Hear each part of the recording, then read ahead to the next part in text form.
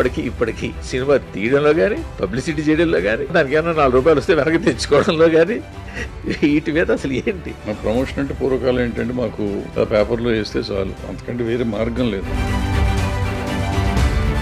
శివ సినిమాకి వచ్చేటప్పటికి అసలు మీడియాకి ఏమీ ఇవ్వకూడదు, కాగితం మొక్క కూడా ఉప్పు అందించకుండా సినిమా తీయాలనేది రామ్ గోపాలవరం కనిపెట్టాడు. కరోనా వచ్చిన కాడి నుంచి సోషల్ మీడియా డామినేట్ చేసింది. ప్రింట్ మీడియాని కానీ విజువల్ మీడియాని కానీ 250 సినిమాలు రిలీజ్ అవుతాయంటే దగ్గర దగ్గర 150 సినిమాలు నో షోలు పడుతున్నాయి, ఇంక్లూడింగ్ మై ఫిల్మ్. జనాలు ప్రమోషన్ నమ్ముతున్నారంటారు అయితే? 100% నమ్ముతున్నారు. నమ్మకపోతే మీ పెద్ద సినిమాలు ఎట్లా వస్తాయి? పెద్ద సినిమాకి ప్రమోషన్ చేయకపోయినా జనాలు వస్తారు కదా. మహేష్ బాబు గారు వారణాసి పబ్లిసిటీ కావాలా? I'm sorry to say this. కాదు, కొన్ని సినిమాలకి ప్రెస్టేజ్ కోసమని డీసాల్ ఫుల్స్ రాయించడం అనేది విన్నారా మీరు ఎప్పుడైనా? ఫస్ట్ టైం హీరోతో సినిమా తీశాను, కొత్త కాబట్టి థియేటర్ ఫుల్ బోర్డు పెట్టేసి రాయించేస్తాను. థియేటర్ లోపల నిండి ఉండదు. అవతల వాళ్ళని మనం బాధ పెట్టి లేకపోతే అవతల వాళ్ళు ఇబ్బంది పడేటట్టు మాట్లాడాల్సిన అవసరం మనకు లేదు. ప్రొడ్యూసర్ వాళ్ళ భయంతో బతున్నాడు, అతన్ని ఇంకా భయపెట్టాల్సిన అవసరం మనకేంటి? సాటి మనిషిగా ఎంతవరకైనా హెల్ప్ చేయగలిగింటే వాళ్ళు హ్యాపీ, మనం హ్యాపీ. ఇప్పుడు ఏమవుతుందండి, నా అనుభవంతో చెప్తాను, సినిమా బాగుంటే రివ్యూవర్లంతా గేటు గడ్డుగా నిలబడి ఈ సినిమా బాగాలేదని చెప్పినా వాళ్ళ మీద నుంచి దూకుంటూ లోపలికి వెళ్ళి సినిమా చూస్తారు.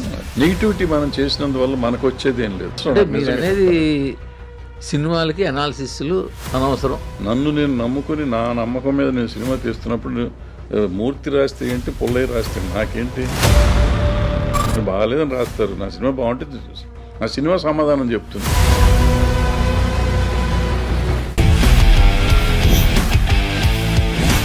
హాయ్, హలో, నమస్తే. నేను మీ VS Murthy. Welcome to I dream channel. So Tammareddy Bharadwaj garu, ఆ పేరుకి పెద్దగా పరిచయం గట్రా అలాంటివి అవసరం లేదు. బట్ ఆయన కలవాలని నేను చాలా కాలంగా అనుకుంటూ ఉన్నాను. బట్ ఎన్నాళ్ళకి పాసిబుల్ అయింది. నమస్కారం భరద్వాజ్ గారు. నమస్కారం గారు. సినిమా ఇండస్ట్రీకి సంబంధించినంతవరకు కొద్దిగా అయినా నిర్మోహమాటం ఉన్నవాళ్ళు, ఎక్కువ ఇండస్ట్రీ మీద నాలెడ్జ్ ఉన్నవాళ్ళు. సో అందుకని మీతో మాట్లాడాలంటే రోజుల తరపుడు మాట్లాడచ్చు, ఎన్నో అంశాలు మాట్లాడచ్చు. బట్ అవన్నీ పక్కన పెట్టి ఏదో ఒక అంశం మీద ఒకసారి చొప్పున మాట్లాడాలి, ఒక సిరీస్ లాగానే నా ఆలోచన. సో ఈసారి ఏం మాట్లాడదాం అనుకుంటున్నా అంటే, ఈ మధ్యనే మీరు సినిమా ప్రొడ్యూస్ చేశారు. ఇంతకుముందు చాలా సినిమాలు ప్రొడ్యూస్ చేశారు, హిట్లు, చిన్నవి పెద్దవి అన్నీ రకరకాలు చూసేశారు. సో ఇప్పుడు ఈ సినిమా తర్వాత మీకు వచ్చిన ఏంటి జ్ఞానోదయం? ఈ అప్పటికి ఇప్పటికి సినిమా తీయడంలో కానీ, సినిమా మార్కెట్ చేయడంలో కానీ, పబ్లిసిటీ చేయడంలో కానీ, తర్వాత దానికి ఏమైనా ₹4 వస్తే వెనక్కి తెచ్చుకోవడంలో కానీ వీటి మీద అసలు ఏంటి? అయినా మీరు ఇండస్ట్రీని వదలా, అంతే కదా? సినిమా తీయటంలో పెద్దగా తేడా రాలేదు సార్. సినిమా చాలా ఈజీగానే తీసాం. టెక్నికల్గా మారిందంతే. టెక్నికల్గా మారినాయి అంటే అవన్నీ కూడా మార్పులు ఉంటే మార్పులతో పాటు అప్డేట్ అయితే చాలా ఈజీ సినిమా తీయటం పెద్ద ఇష్యూ కాదు. ఇవాళ సినిమా తీయటానికి మేజర్గా మనం అప్డేట్ అవ్వాల్సింది ఏంటంటే మార్కెటింగ్లో. మిగిలినవన్నీ రొటీనే. ఎందుకంటే నాకు నచ్చిన కథ మీకు నచ్చకపోవచ్చు, మీకు నచ్చిన కథ నాకు పోవచ్చు. డబ్బు నాది కాబట్టి నా ఇష్టం వచ్చిన కథ నేను తీస్తాను. జనం డబ్బులు పెట్టేవాళ్ళు వాళ్ళు కాబట్టి వాళ్ళకి ఇష్టమైతే చూస్తారు, లేకపోతే మానేస్తారు. సో కథ, మేకింగ్ అన్నీ అంతకుముందు మేము ఆ కెమెరాలతో చేసేవాళ్ళం, ఇప్పుడు డిజిటల్ కెమెరాలతో చేస్తున్నారు. అంతకుముందు మూవీ వాళ్ళ మీద చేసేవాళ్ళం, ఇప్పుడు దీని మీద చేస్తున్నాం. సో ఇవన్నీ ఆ మార్పు, టెక్నికల్ మార్పులే తప్ప వేరే మార్పులు ఏం లేవు. దట్ ఈస్ ఈజీ ఇదనమాట, ఈజీ ట్రాన్స్ఫర్మేషన్. ఇప్పుడు అన్నిటికంటే హయ్యెస్ట్ ఇంపాసిబుల్ టాస్క్, నాకు అర్థం కాని టాస్క్ ఏంటంటే, సినిమా రిలీజ్ ముందు కానీ రిలీజ్ అయినాక కానీ ప్రమోషన్ ఏంటి, ప్రమోషన్ అంటే ఏంటి, ప్రమోషన్ ఏంటి, ఈ రెండు అర్థం కాలేదండి. నా ప్రమోషన్ అంటే పూర్వకాలం ఏంటంటే, మాకు మా రోజులు మొదట్లోనే సినిమాలు తీసేటప్పుడు, మా నాన్నగారు వాళ్ళు తీసేటప్పుడు కూడా పేపర్లో వేస్తే చాలు, అంతకంటే వేరే మార్గం లేదు, మార్గాంతరం లేదు ఆ రోజుల్లో. 2 షీట్స్, 1 షీట్, 6 యాడే. అప్పట్లో పేపర్లో పబ్లిసిటీ, ఈనాడు వచ్చేదాకా సినిమా కాలంలో లేవండి. అప్పట్లో సినిమా న్యూస్లు వేసేవారు. విజయచిత్ర వచ్చింది, తర్వాత జ్యోతిచిత్ర, అంతకుముందు కాలంలో కాగడాలు వేరే ఏదో వేరే ఉండి. కాగడా చదివారా? కాగడ చదివించాం బాగా చిన్నప్పుడు అండి. కాగడ నేను ప్రొడ్యూసర్ అయ్యేటప్పుడు కాగడ పెద్దగా లేదండి. కాగడా లేదు. బట్ కాగడ ఉందంటే అప్పుడప్పుడు వస్తుండేది, అయిపోయింది. మీరు అంటే మీ స్టూడెంట్ డేస్లో ఉండేది? మా స్టూడెంట్ డేస్లో ఉండేది. సో ఆ తర్వాత విజయ్ చిత్ర వచ్చిన కాడి నుంచి మంచి ఇన్ఫర్మేటివ్గా కూడా ఉండేది, న్యూస్ కూడా ఉండేది. అంటే విజయ్ చిత్ర ఒక గౌరవప్రదమైన ఉండేది. ప్రింట్ కూడా చాలా బాగుండేది, చాలా బాగుండేది. చందమామ పేపరే కదా? అవును. దాంతోపాటు ఇంకో పత్రిక కూడా ఏదో ఉండేది, సినిమా చిత్ర వాళ్ళదా? వాళ్ళది కాదు, సినిమా ఇండస్ట్రీ మీద. సినిమా ఇండస్ట్రీ ఉండేవి కదా.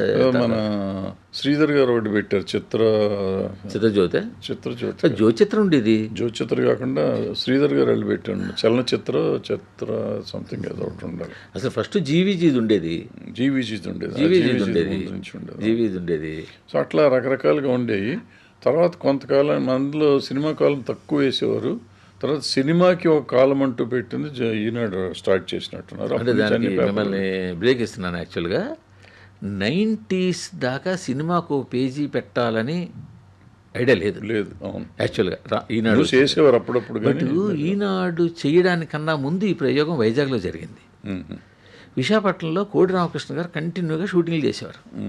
ఆయన ఒక ఆ రోజుల్లోనే క్యారవాన్లో క్యారవాన్ పెట్టుకుని ఆయన ఎక్కువ షూటింగ్లు కోడి రామకృష్ణ గారు వైజాగ్లో చేస్తుండేవారు. ఆ టైంలోనే రాజేంద్ర ప్రసాద్ ఎక్కువ అక్కడ ఉంటుండేవాడు. ఇలాగా చూస్తుంటే నేను వైజాగ్లో జర్నలిస్ట్గా పనిచేస్తుండేవాడిని, జస్ట్ మామూలు పొలిటికల్ జర్నలిస్ట్గా. నాకు సినిమా ఇంట్రెస్ట్తో సినిమా న్యూస్లు కూడా పట్టుకొస్తుంటే ఓ రోజు నా ఎడిటర్ పిలిచి అడిగాను, మంగు రాజగోపాల్ అని, ఏంటి డైలీ సినిమా న్యూస్లు ఉంటాయా అన్నాడు. సార్ ఇప్పుడు ఇక్కడ షూటింగ్లు ఎక్కువ అవుతున్నాయి సార్ అంటే, డైలీ ఇవ్వగలవా నువ్వు ఒకటి అన్నాడు. ఆయన ఇవ్వగలదు సార్, ఎందుకంటే ఒక సినిమా నాకు డైరెక్టర్, ప్రొడ్యూసర్, హీరో, 2-3 యాక్టర్లు, టెక్నీషియన్స్ వస్తారు, రోజు ఒకరితో మాట్లాడినా ఒక్క సినిమా షూటింగ్ ఉంటే 7-8 రోజులు లాగేయచ్చు అన్న. నువ్వు అలా చేస్తానంటే నేను డైలీ సినిమా కోసం స్టార్ట్ చేస్తాను సార్ అన్న. అప్పుడు ఆయన స్టార్ట్ చేసిన కాలం పేరు రీల్ న్యూస్. ఏ పత్రిక? ఆంధ్రభూమి. ఆంధ్రభూమిలో రీల్ న్యూస్ అనే కాలం డైలీ ఒక ఫుల్ పేజీ. అప్పుడు ఆ మధ్య ఇప్పుడు కోవిడ్ ముందు చిన్న పేపర్లు ఉండేవిగా, ఇప్పుడు ఆపేసి మేము పెట్టారు. ఆ చిన్న పేపర్లో ఫుల్ పేజీ రీల్ న్యూస్ అని అది స్టార్ట్ చేశారు. అది స్టార్ట్ చేసిన ఒక ఏడాదికి తర్వాత అప్పటికి ఇంకా ఈనాడులో ఈ ఫుల్ పేజీలు ఏవి రాలా, ఏవి ఈ వసుంధరని, ఈ తరం అని, ఇవన్నీ. అప్పటికే ఆంధ్రభూమిలో మహిళా పేజీ, సాహిత్యం పేజీ, ఈ సినిమా పేజీ, సంగీతం పేజీ, ఇవన్నీ ఆంధ్రభూమిలో స్టార్ట్ చేసాం. సో అప్పుడు ఇది చూసిన తర్వాత ఆయన ఒకేసారి మొత్తం పెద్ద ఎత్తున పబ్లిసిటీ చేసి రామోజీరావు గారు మొత్తం మహిళా పేజీ, పిల్లల page, cinema page, daily cinema, ఇవన్నీ స్టార్ట్ చేశారు. సో యాక్చువల్గా సినిమా పేజీ డైలీకి ఆద్యుడు అయింది మంగు రాజగోపాల్, వైజాగ్, ఆంధ్రభూమి. దాన్ని రిపోర్ట్ చేసింది నేను. కంటిన్యూ చేశారు. సో అట్లా ఆ పత్రికలు వచ్చిన కాడి నుంచి పత్రికల మీద ఆధారపడితే ప్రమోషన్ ఉండేది. అంటే ఇప్పుడు షూటింగులు మొదల్లో నుంచి మొదలుపెట్టేవాడు. సినిమా మొదలుపెట్టిన కాడి నుంచి మీడియాని అలో చేసి మీడియా ప్రెస్ మీట్లు పెట్టుకుంటూ మనం సినిమాని ప్రమోట్ చేసుకుంటున్నాం.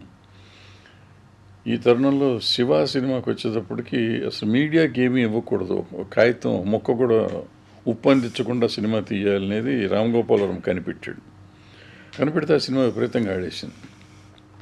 సో దాంతో ఒక రకమైన ప్రొడ్యూసర్లంతా ఈ కొత్త తరం కొత్త సిస్టమ్ మొదలెడితే క్రేజ్ ఉంటుంది కదా, సినిమా మొదలెడితే మనం చెప్పకుండా రిలీజ్ చేస్తే థ్రిల్ ఉంటుంది, శివ ఆడింది మనకు ఆడుతుంది, అది ఒక జనరేషన్ అది కూడా మొదలెట్టారు, ఆ కొత్త జనరేషన్. సో ఇట్లా మారుతూ వచ్చినాక తర్వాత టీవీలు వచ్చినాక టీవీల మీద పడ్డాం.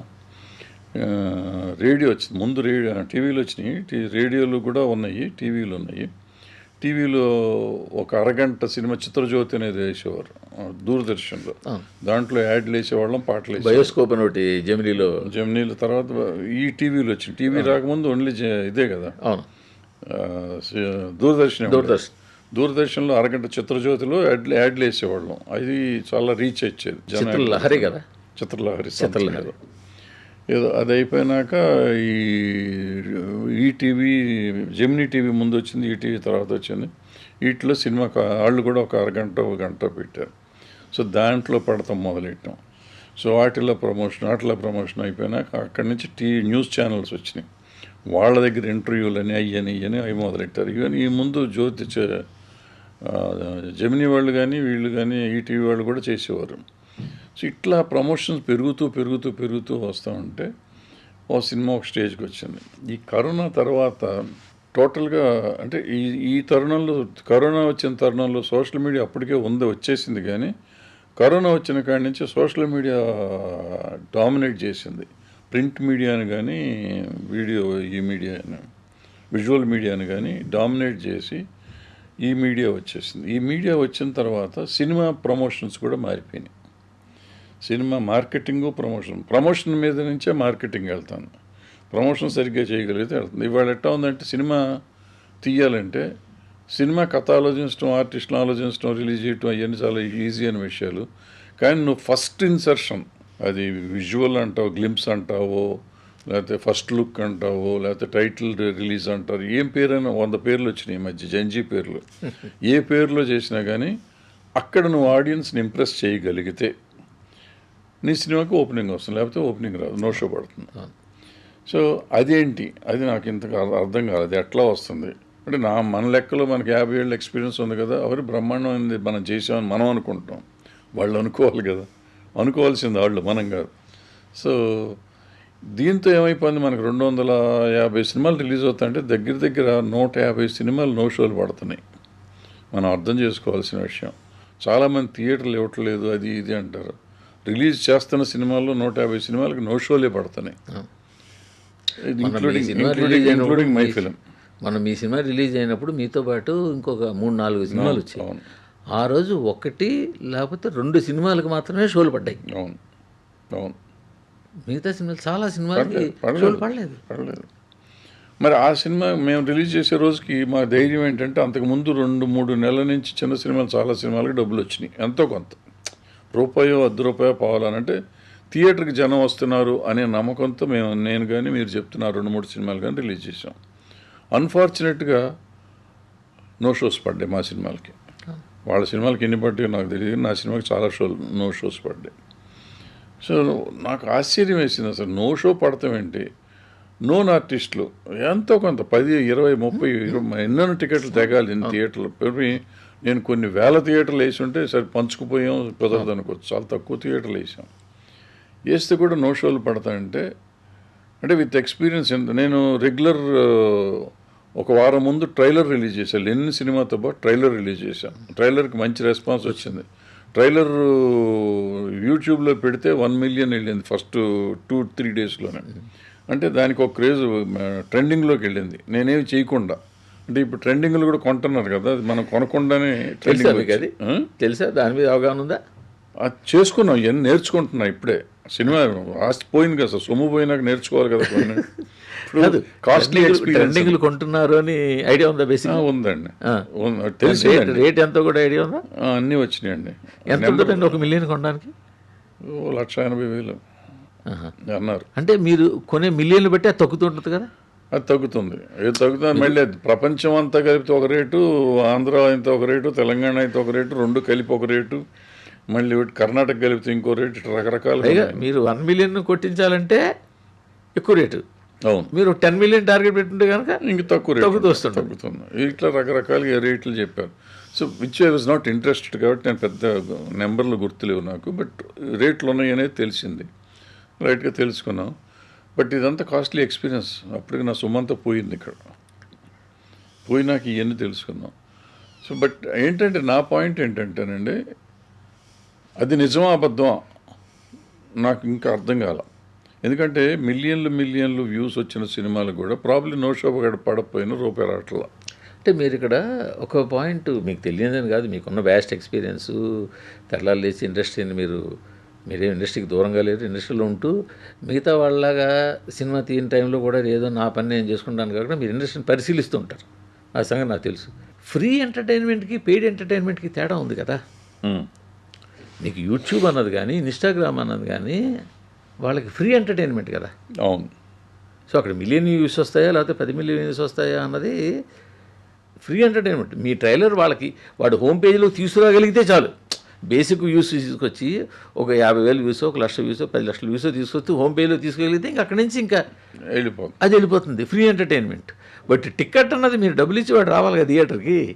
సో ఈ రెండింటికి తేడా గమనించాలి కదా ముందు. అంటే గమనించడం అంటేనండి, ఫ్రీగా అయినా కానీ నీకు ఎంతో కొంత అట్రాక్షన్ లేకపోతే నువ్వు చూడవు కదా.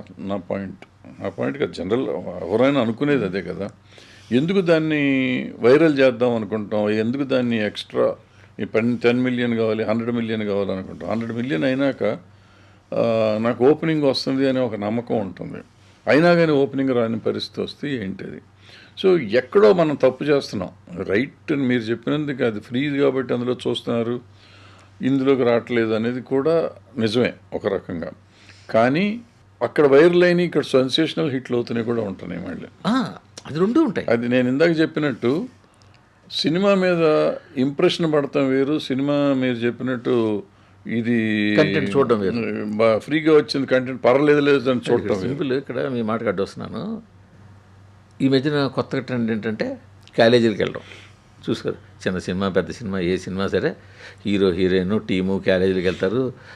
ఒక్కొక్క ఇంజనీరింగ్ కాలేజీలో 1000, 2000, 3000 మంది స్టూడెంట్స్ ఉంటారు. వాళ్ళ ముందు వీళ్ళు మాట్లాడతారు, డ్యాన్సులు చేస్తారు, పాడతారు, అంటారు.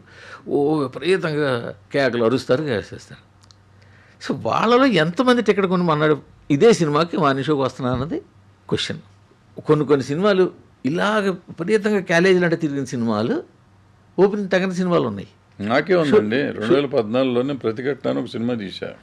చార్మిన్ తీసుకుని అన్ని కాలేజీలు తిరిగా, ప్రపంచం అంతా తిరిగాను. ఓపెనింగ్ రాలా. అదే మరి ఓపెనింగ్ రాలా.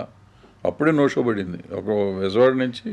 అంటే అప్పట్లో ఇక్కడ కూడా అది కూడా వాళ్ళకి ఫ్రీ ఎంటర్టైన్మెంట్ కదా. ఇప్పుడు కాలేజీలో కాలేజీలో యూత్ వస్తారు అనుకున్నాం. యూత్కి వెళ్తే అవుతుందంటే వెళ్తే కూడా రావట్లా.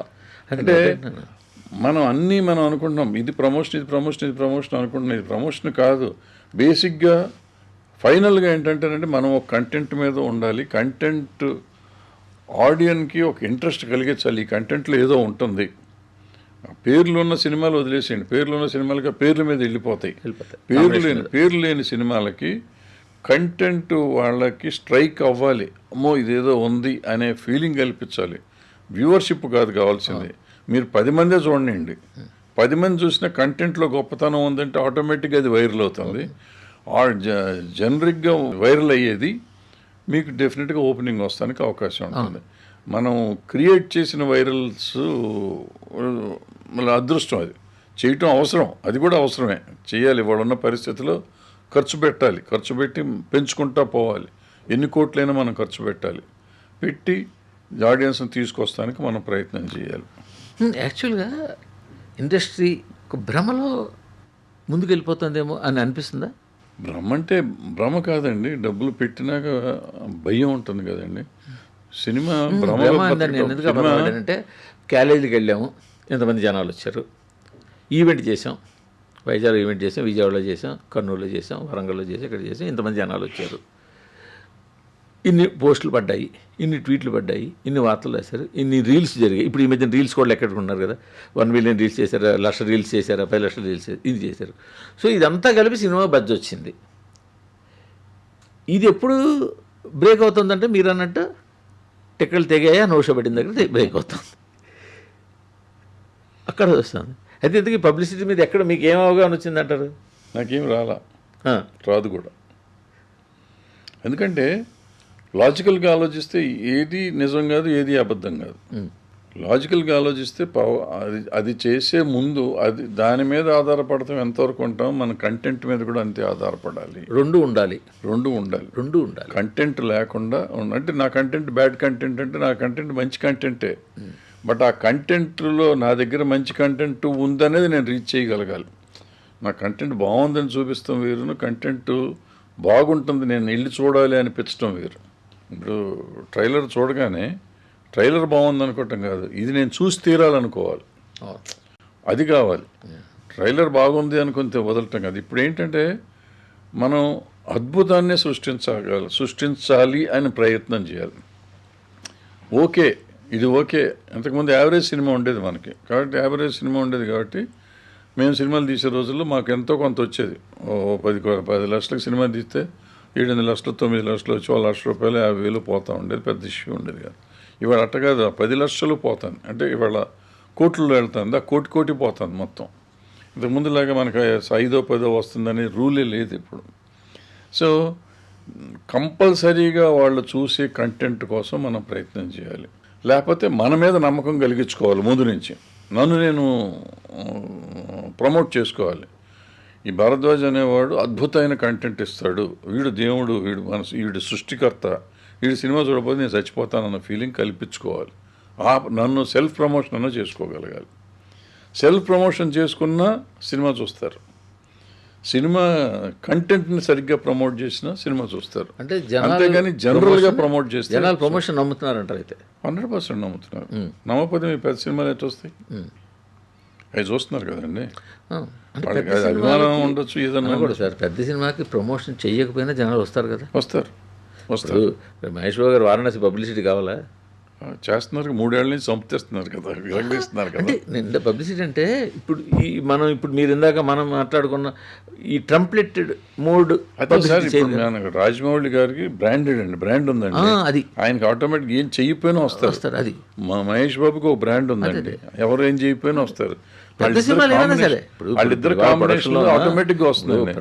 కానీ ఏదన్నా కానీ మీరు అది అర్థం చేసుకోవాల్సింది, రాజమౌళి గారి దగ్గర మనం నేర్చుకోవాల్సింది, తెలుసుకోవాల్సింది ఏంటంటే, ఈజ్ నాట్ ఓవర్ కాన్ఫిడెంట్.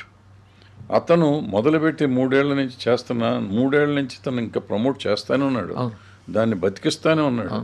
అసలు ఆయన అక్కర్లా, నేను శివాకి చెప్పినట్టు ఆయన నోరు మూసుకుని కూర్చొని అసలు ఏమి చేయకపోయినా మీడియా బయట మీడియా చచ్చినట్టు అది వేసుకుంటూ కూర్చుంటారు. మనం వద్దన్నా వేస్తారు, బట్ వాళ్ళు లీక్ చేస్తున్నారు, ఇస్తున్నారు, ఏదో చేస్తున్నారు. వాళ్ళు లేకపోయినా వస్తుంది. ఆ సినిమాకి ఏం అక్కర్లా, కానీ ఈజ్ వెరీ కేర్ఫుల్, చాలా జాగ్రత్తగా క్యాలిక్యులేటెడ్గా చేస్తున్నాడు. అది కావాలి ఇవాళ ప్రొడ్యూసర్లకు కానీ, డైరెక్టర్లకు కానీ, సినిమాలకు కానీ. రాజమౌళి గారిని చూసి మనం కళ్ళు తెరిచి అంత టాప్ మ్యాన్ ఎందుకు చేస్తున్నాడు అనేది ఆలోచిస్తే మనకు అర్థమవుతుంది. మనం అది కాకుండా నా పేరుకు నేను చూసేస్తారు, నన్ను ఎందుకు చూడరు అని నేను అనుకుంటుంటే, ఇవాళ అనిల్ రావిపూడి అదే ప్రయత్నంలో ఉంటున్నాడు. ఇప్పుడు మొదటి రోజు నుంచి అతను క్రియేట్ చేస్తున్నాడు దాని మీద. యాక్చువల్గా ఆ విషయంలో టాచ్ బేరరే. సో అట్లా సినిమాని ప్రేమించడం, సినిమా అంటే వాళ్ళకి సినిమా మీదే ఉంటున్నారు రాజమౌళి గారు కానీ, అనిల్ రావిపూడి. మళ్ళీ ఇప్పుడు అనిల్ రావిపూడి ఒక ప్యాటర్న్ తీసుకొచ్చారండి. సంక్రాంతికి వస్తున్న దగ్గర నుంచి, వరప్రసాద్ దగ్గర నుంచి చేశారు. తర్వాత అదే ప్యాటర్న్ని పట్టుకుని, అదే టైలర్ మేడ్ ఫార్ములాని పట్టుకుని కొన్ని సినిమాలు ట్రై చేశారు. డిజాస్టర్ లేని సినిమాలని అలాగా కొన్ని. అంటే మీరు అన్నట్టు కంటెంట్ బాగాలేదు, డిజాస్టర్ అనేది. పబ్లిసిటీ చేస్తే వాళ్ళు మాత్రం ఏమవుతుందంటే పబ్లిసిటీ సరిపోదు కదా, రావిపూడి పబ్లిసిటీతో పాటు కంటెంట్ కూడా బాగుంటుంది కాబట్టి హిట్ అయ్యి. ఇక్కడ గమ్మత్ ఏంటంటే, సేమ్ రావుపూడి ఫార్ములాతో పబ్లిసిటీ చేసినా కూడా ఓపెనింగ్ రావలేదు. డిజాస్టర్ అవడం డే 2 పరిస్థితి, డే 1 పరిస్థితి ఓపెనింగ్ రాలే. అది ఎలా అర్థం చేసుకోవాలంటే మళ్ళీ అక్కడ కాంబినేషనే కాదండి. అనిల్ రావిపూడి ఈ కొత్త ప్రమోషన్స్ మొదలెట్టిన లాస్ట్ 3 ఫిల్మ్స్ నుంచి అండి, అంతకుముందు చేయలేదండి. అంతకుముందు అతను he was a normal man. అతను సక్సెస్ వచ్చినాక అతను ప్రమోట్ చేస్తున్నాడు. అంటే ఒక సక్సెస్ఫుల్ పర్సన్, అంటే ఇందాక రాజమౌళి గారిని ఎగ్జాంపుల్ తీసుకోమంది, అందుకే is a most successful person in the భారతదేశంలోనే మోస్ట్ సక్సెస్ఫుల్ పర్సన్. ఆయన అసలు ఏమీ చెయ్యక్కర్లా, నేను సినిమా తీస్తున్నాను, రేపు రిలీజ్ చేస్తున్నానంటే చచ్చినట్టు అందరూ వెళ్ళి చూస్తారు. అది ఎవరిని పెట్టి తీస్తున్నాడని కూడా అడగరు. కానీ he's very careful about choosing artist, choosing making subject, and దాని ప్రమోషన్ కూడా చేస్తున్నాడు. అలాగే అనిల్ రావిపూడి కూడా, ఇవాళ అనిల్ రావిపూడి సినిమా తీస్తున్నాడంటే ఏదైనా చూస్తారు, కానీ అతను మొదటి రోజు నుంచి బజ్ క్రియేట్ చేయాలని అతను అష్ట కష్టాలు పడుతున్నాడు. అంటే మీరు చెప్పింది అంటే, ఒక సక్సెస్ఫుల్ పర్సన్ చెప్తే నమ్ముతారు. అది నమ్ముతారు. అదే మాట వేరే వాళ్ళు నమ్ముతారు, కానీ రిలీజ్ అయినాక మళ్ళీ రిజల్ట్ ఒక అందరికీ ఉంటుంది, ఎవరికైనా ఒకటి రిజల్ట్. నేను ఇది అదే సక్సెస్ఫుల్ పర్సన్ కాని పర్సన్ చెప్పినా సరే నమ్మి డే 1 రారు, నమ్మరు. అప్పుడు కంటెంట్ మాట్లాడాలి, మళ్ళీ అప్పుడు కంటెంట్ మాట్లాడాలి. మీరు ఇందాక చెప్పారే వీళ్ళు కూడా చేశారండి అని, ఆ చేసిన వాళ్ళు చూపించిన కంటెంట్ వాళ్ళకి ఎక్కి ఉండాలి. ఇప్పుడు అనిల్ రావిపూడి గారు కానీ, మన రాజమౌళి గారు కానీ, వాళ్ళ సక్సెస్లో వాళ్ళు చేసేది మనకు అందంగా కనపడుతుందండి. ఇప్పుడు సరదాగా చేస్తున్నా అందంగా కనపడుతుంది, బట్ నేను అది చేశాను అనుకోండి ఎకిలికి కనపడుతూ ఉంటుంది. బట్ నా కంటెంట్, నేను చెప్పిన విషయం బాగుంటే బాగానే ఉంటుంది, లేకపోతే నేను రాజమౌళి గారినో లేకపోతే అనిల్ రావిపూడినో కాపీ కొడుతున్నట్టే ఉంటుంది. అదే కదా, కాపీ కొడితే వర్కౌట్ అవ్వదండి, తెలిసిపోతుంది కదా కాపీ కొట్టినట్టు. కాపీ కొడితే వర్కౌట్ అవ్వదండి. సో మనం చేయాల్సింది ఏదో కొత్తగా చేయటానికి ప్రయత్నం చేయాలి. సో కంటెంట్లో క్వాలిటీ ఉండాలి, పబ్లిసిటీ ఖచ్చితంగా మీదంటూ డెఫినెట్ పబ్లిసిటీ ఏదో ప్లాన్ చేసుకోవాలి. ఈ రెండు. సో మీరు మార్కెటింగ్ మీద ఇందాక మాట్లాడారు. సో మార్కెటింగ్లో మీరు అనేది marketing theatre marketing, non theatre marketing, దాని మీద కూడా అన్నీ కష్టమేనండి కదా. వాటి మీద అవగాహన వచ్చిందా? ఆ రెండింటి మీద అవగాహన ఏం లేదండి. కంటెంట్ ఉంటే అన్ని అవగాహనే, కంటెంట్ లేకపోతే ఏది అవగాహన లేదు. ఇప్పుడు అయితే నాకు నచ్చిన కంటెంట్ అవతల వాళ్ళకి నచ్చుతుందా? ఈ అవగాహన అంటే డెఫినెట్గా వచ్చిందండి. నేను నమ్ముతాను. మనం సినిమా ఎవరి కోసం తీస్తున్నాం అనేది మనకు తెలియట్లేదండి ఇవాళ. మనం ఇంతకుముందు నేను చెప్పిన గతం ఒక బిఫోర్ కరోనా ఆల్మోస్ట్, లేకపోతే ఇంకో 5 ఏళ్ళ వెనక్కి వెళ్తే we are making films only for audience అండి. ఇవాళ మన ఆడియన్స్ కోసం తీయట్లేదండి, అమ్ముతానికి తీస్తున్నామండి. నా సినిమా ఇవాళ ఓటీటీ ఎంత కొంటారు, తమిళ డబ్బింగ్ ఎంత కొంటారు, ఏదో ఇంకోటి ఏదో ఎంత కొంటారు, ఓటీటీ శాటిలైట్ ఎంత కొంటారు. సో ఇదంతా కలిపితే నాకు ఎంత అవుతుంది, ఎంత వస్తుంది అని థియేటర్ అని అసలు ఈ ప్రేక్షకులను అసలు తీసేస్తున్నాం లెక్కలోంచి. ప్రేక్షకుల కోసం సినిమా తీయట్లేదు. మీరు అన్నది కరెక్టే, కానీ అది ఒక ఏడాది 2 ఏళ్ల ముందు దాకా అలా జరిగింది. కరోనా, ఆఫ్టర్ కరోనా టు గత ఏడాది 2-3 ఏళ్ళకి. ఇప్పుడు లాస్ట్ 1 year నుంచి మళ్ళీ కొంచెం చేంజ్ అయితే కనిపిస్తుంది కదా. చేంజ్ చేస్తానికి ప్రయత్నం చేస్తున్నాం. ఆ సినిమాలు ఇంకా బయటకు రాలేదు కదా. మీరు చెప్తే మన సినిమాలన్నీ ఇప్పుడు 3 ఏళ్ళు 4 ఏళ్ళు తీస్తున్నాం. అవును. సో వాళ్ళు కళ్ళు తెరిచారేమో తెలీదు, తెరిచినాక వచ్చే సినిమాలు ఎప్పుడైతే ఓటీటీ మీరు చెప్పింది, ఎప్పుడు OTT income sufficient more than production cost అన్నప్పుడు మీరు చెప్పినట్టు లెక్కేశారు. అవును, రివర్స్లో లెక్కేసుకుంటూ వచ్చారు. అవును. ఓటీటీ నుంచి ఎంత వస్తుంది, దానికి ఇంత ఖర్చు పెడదాము, ఇంత మిగిల్చుకుందామని, థియేటర్ అక్కర్లేదు అన్నట్టు చేశారు. బట్ ఎప్పుడైతే ఓటీటీ తగ్గిందో ఇప్పుడు మళ్ళీ థియేటర్ని మీరు అన్నట్టు థియేటర్లో మన సినిమా ఎవరి కోసం చూడాలరా వాడు చూడాలనే లేదండి. మీకు ఇంకోటి మీరు అర్థం చేసుకోవాల్సింది ఏంటంటే, ఓటీటీ వచ్చింది, శాటిలైట్ వచ్చిందని అంటారు, కానీ ఈ 250 సినిమాల్లో ఎన్ని సినిమాలు ఓటీటీకి శాటిలైట్కి వెళ్తున్నాయి? సగం సినిమాలు వెళ్ళవు. సగం సినిమాలు వెళ్ళవు. ఈ సగం మంది కూడా ఒళ్ళు దగ్గర పెట్టుకుని తీయాలి, తీట్లా వీళ్ళు కూడా ఓటీటీని దృష్టిలో పెట్టుకునే తీశారు. సో అందుకని టోటల్గా మనకు అన్ని ఫెయిల్యూర్లు వచ్చినాయి. బట్ మీరు చెప్పింది ఏంటంటే, చెప్పిన లెక్క ప్రకారం ఈ మధ్య కాలంలో లాస్ట్ 1 year నుంచి 1.5 year నుంచి చిన్న సినిమాలు డిఫరెంట్గా తీసిన ప్రతి సినిమా ఆడుతూ వచ్చింది. చాలా ఎక్కువ సినిమాలు ఆడినాయి ఈ మధ్య లాస్ట్ 1.5 year 2 years నుంచి లెక్కేసుకుంటే. చాలా చిన్న సినిమాలు కొంచెం డిఫరెంట్ కంటెంట్తో రావటం, ఆడటం బాగా జరిగింది. So they are making some money. So అలాంటి కంటెంట్తో నేను మిస్ అయ్యాను. I miss the bus. దీనికి ఇందాక మీరు మాటల్లో అన్నట్టు సినిమా రిలీజ్కి టైమింగ్ ఒకటి కావాలి, కంటెంట్తో పాటు కంటెంట్ ఒకటి కావాలి, పక్క రిలీజులు ఒకటి కావాలి, అన్నీ చాలా చాలా చాలా ఇష్యూస్ ఉంటాయండి. సో ఏదైనా జరిగి ఉండొచ్చు. ఫెయిల్యూర్కి 100 కారణాలు చెప్పచ్చు, సక్సెస్కి కూడా 100 కారణాలు చెప్పగలం. బట్ ఏ సక్సెస్ మనం చెప్పిన కారణమే కరెక్ట్ కాదు, 100 ఉంటాయి ఆడియన్స్. కానీ సక్సెస్కి సరే ఫెయిల్యూర్ పక్కన పెడితే సక్సెస్కి 100 కారణాలు ఉంటాయి. 100 కారణాలు కానీ ఒక 2-3 కీ ఫ్యాక్టర్స్ ఉంటాయి. ఒక సినిమా జనాలకు నచ్చింది, బాగా ఆడింది అంటే దానికి 2-3 కీ ఫ్యాక్టర్స్ ఉంటాయి. ఆ హీరో మీద అభిమానం కావచ్చు, డైరెక్టర్ మీద కావచ్చు, లేదా కాంబినేషన్ కావచ్చు, లేదు అంటే ఆ సినిమాలో ఎక్కడో ఒక పాయింట్ పెట్టచ్చు. ఇవన్నీ కాకుండా రిలీజ్ అయిన టైము కావచ్చు, అవతల అపోనెంట్ సినిమాలు కావచ్చు, ఇలా చాలా ఉంటాయి. బట్ ఇవన్నీ మర్చిపోయి ప్రొడ్యూసర్లు ఇమీడియట్గా ఆ హీరో వెనకాల, ఆ డైరెక్టర్ వెనకాల పడిపోతారు. అవన్నీ ప్రాబ్లం ఏంటంటేనండి, అది ఎందుకు హిట్ అయిందన్నది పక్కన పెట్టి ఆ హీరోకి వచ్చేసింది హిట్, ఆ డైరెక్టర్కి వచ్చింది హిట్. కొత్త జనరేషన్ ఆఫ్ ప్రొడ్యూసర్లో అంటే I'm sorry to say this, passion towards film లేదండి, ప్యాషన్ టువర్డ్స్ బిజినెస్ ఉందండి. They are good marketing people అండి, వెరీ గుడ్ మార్కెటింగ్ పీపుల్. వాళ్ళు కంటెంట్ని వాళ్ళు అమ్ముకోగలరు, దే విల్ మేక్ మనీ. వాళ్ళు డబ్బు అంటే దే ఆర్ వెరీ క్లియర్ అండి. ఇప్పుడు generation they are very clear. నేను ఏదో సినిమా తీసి ఉద్ధరిద్దామని సినిమాలు అంటే అంతకుముందు మీరంతా ఉద్ధరిస్తానికి వచ్చారని వాళ్ళు అడగచ్చు. ఉద్ధరిస్తానికి రాకపోయినా సినిమాని నమ్ముకుని వచ్చి సినిమా మీదే ఉన్నాం. ఇప్పుడు సినిమాని ఆ రోజుల్లో సినిమాలో డబ్బులు వస్తాయనే గ్యారంటీ లేదండి. ఈ రోజు లేదు, ఆ రోజు లేదు. బట్ ఈ రోజున there are so many avenues where we can make money. I mean కంటెంట్తో డబ్బులు సంపాదిస్తానికి ఇందాక చెప్పిన ఎవెన్యూస్ అన్నీ ఉన్నాయి. ఆ రోజున ఏమీ లేదు మనకి. మనం డైరెక్ట్ రిలీజ్ చేస్తే డిస్ట్రిబ్యూటర్ ఏదో ఇచ్చేవాడు, మనం ఇచ్చేవాళ్ళం, డిస్ట్రిబ్యూటర్కి మనం తిరిగి కట్టేవాళ్ళం. సో నాకు ఒళ్ళు దగ్గర పెట్టుకొని చేయాల్సిన బాధ్యత ఉంది నాకు. ఇవాళ అట్ట కాదు, ఓటీటీ వాడు ఇచ్చినాక ఇంక మన అడగడు, శాటిలైట్ వాడు ఇచ్చినాక మన అడగడు. లేదు, ఆ రోజులు కూడా మారుతున్నాయి. ఏది ఆ రోజులు కూడా మారుతున్నాయి కదా, ఇది ఓటీటీ టర్మ్స్ కూడా మారుతున్నాయి కదా ఇప్పుడు. ఇప్పుడులేండి, OTT వాళ్ళు కూడా ఏం టర్మ్స్ పెడుతున్నారు, బేస్ ప్రైస్ ఒకటిని పెడుతున్నారు. ఫర్ ఎగ్జాంపుల్ 50 కోట్లు ఇస్తామంటే బేస్ ప్రైస్ 30 కోట్లే ఇస్తాం. ఈ సినిమా ఇన్ని కోట్లు చేస్తే ఇంకో 5 ఇస్తాం, ఇన్ని కోట్లు చేస్తే ఇంకో 5 ఇస్తాం, ఇన్ని కోట్లు చేస్తే ఇంకో 5 ఇస్తాం. అది మార్కెటింగ్లోకి వచ్చేటప్పటికి వాళ్ళ గొడవ వాళ్ళదనుకోండి, వాళ్ళు అలాగే నట్లు కొంచెం కొంచెం టైట్ చేసుకుంటూ చేస్తారండి. అది మీరు ఓటీటీ వచ్చిన శాటిలైట్ వచ్చినప్పుడు నేను స్టేట్మెంట్ ఇచ్చాను, ఓటీటీ వచ్చినప్పుడు నేను ఇచ్చాను. ఇది 4 రోజుల పండగ, వీళ్ళు మురిపిచ్చారు, తర్వాత ఏడిపిస్తారు మిమ్మల్ని అని చెప్పాను. ఓటీటీ వచ్చినప్పుడే చెప్పింది. ఓటీటీ ఏంటండి, మనం 10 కోట్ల సినిమా తీస్తే 15 కోట్లకు కొనేవారు. అవును, 5 కోట్లు టేబుల్ ప్రాఫిట్ వచ్చింది. ఏదో ఒక సినిమా 15 కోట్లకు తీస్తే 50 కోట్లకు కొన్నారు. అసలు అసలు 35 కోట్ల లాభం వస్తుంది సినిమా ఏం రిలీజ్ చేయకుండా ఆనందపడిపోయిన రోజులు ఉన్నాయి మనం ఈ కరోనా టైంలో. సో అక్కడి నుంచి వాళ్ళు ఏ పరిస్థితికి వచ్చామండి, వాళ్ళు కొంటే కూడా మనం బయటపడే పరిస్థితి లేదు.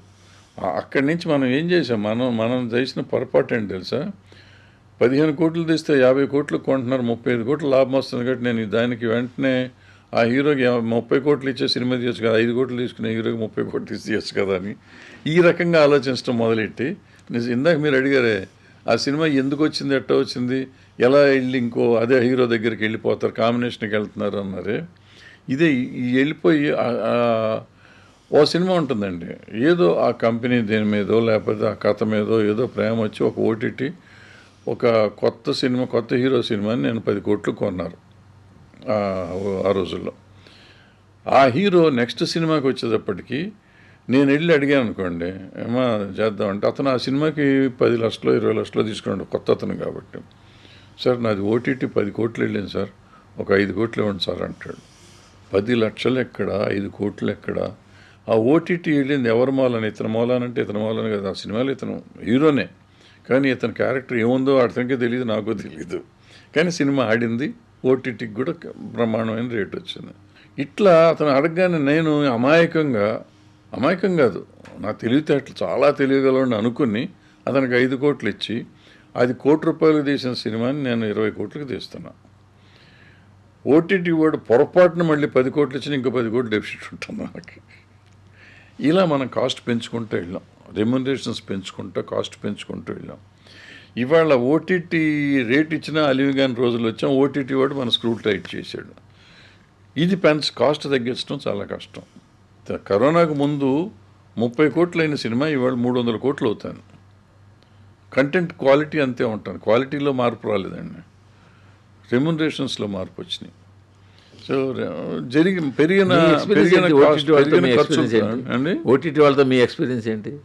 నాకేం ఎక్స్పీరియన్స్ లేదు, ఇదే ఫస్ట్ సినిమా కదండి. అదే ఈ సినిమాకి ఓటీటీ వాళ్ళతో ఎవరితో మాట్లాడి ఉంటారు కదా. మాట్లాడాను. ఇప్పుడు ఇదివరకు మీరు సినిమాని మార్కెట్ చేయడం వేరు, అమ్ముతారు లేకపోతే డిస్ట్రిబ్యూషన్కి ఇస్తారు. మా అయితే సురేష్ బాబు గారు మీ బాగా క్లోజ్గా అటు వెళ్ళిపోతారు.